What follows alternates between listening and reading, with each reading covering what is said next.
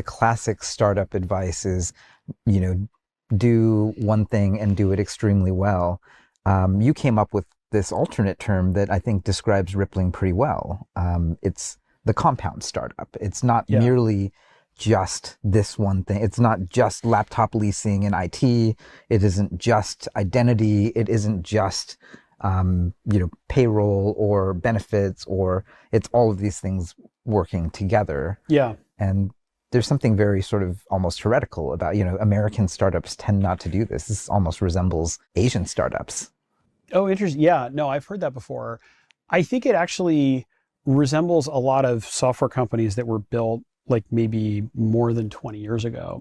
And so if you look at, companies like SAP and Oracle and Microsoft, they actually look like compound software businesses, maybe, Salesforce to a certain extent as well.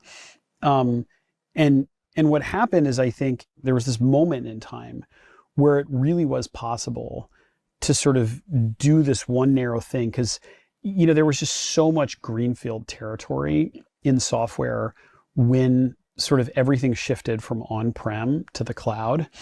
And you could go out and you could do this really narrow thing and turn it into a SaaS company.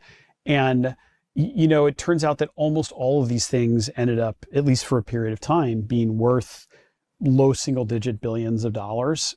And it was really easy to find like a niche. And the problem is that it's not the sort of ultimate sort of optimum strategy. And eventually all of these markets got crowded with companies that were just doing this one narrow thing. Point solutions. We call point SaaS. And then, and actually there are a lot of disadvantages to that approach. And one is like the types of problems that you can solve for customers tend to be much more limited, if you're so constrained to this one narrow domain. And a lot of the bigger problems that companies have end up being problems of like business process management and decision making and coordination within the company. You can actually just wipe out a lot of work and make things function much better if you can take on a whole host of sort of interrelated applications and build one comprehensive solution. And also point SaaS companies can't afford to invest in the sort of deeper types of research and development. Like,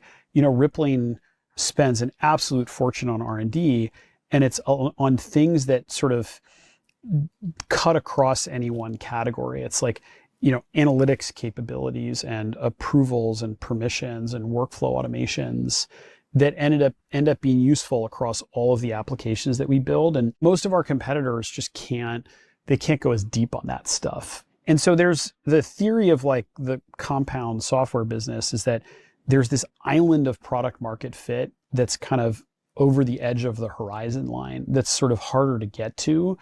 But if you can build, multiple parallel applications at once, you can get there, and it actually ends up being a much more powerful type of product market fit that's much harder to displace at that point. But I'm not sure that it's like good advice. Like there are a lot of companies that reach out to me. They're like, hey, where do you want to like build like a compound startup?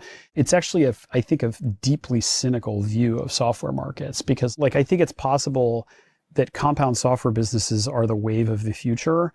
And also like there will be 3 of them, and there's not, it is actually an argument for many fewer businesses, but much larger and more successful ones, if that's like the shape of software markets in the future. I remember, I think your very first pitch to me for Rippling, there was the kernel of this in that you didn't want to be just one particular part of the software stack. And if anything, I remember you were writing memos already right off the bat. And one of those memos actually involved saying, like, if you're only one of these things, you're $10, $15 per user per month. But if we add all of these things together, it adds to, not just tens, but hundreds, many hundreds of dollars. You just capture month. More wallet share. Yeah. One of the arguments I think in favor of this approach is that, it's just sales and marketing has gotten harder and harder and more expensive and less efficient for software businesses. And you see this at every stage, but, in the public markets, over the last 5 years, public companies are spending 50% more on sales and marketing but they're adding 10% less in new ARR, like with that increase in spend.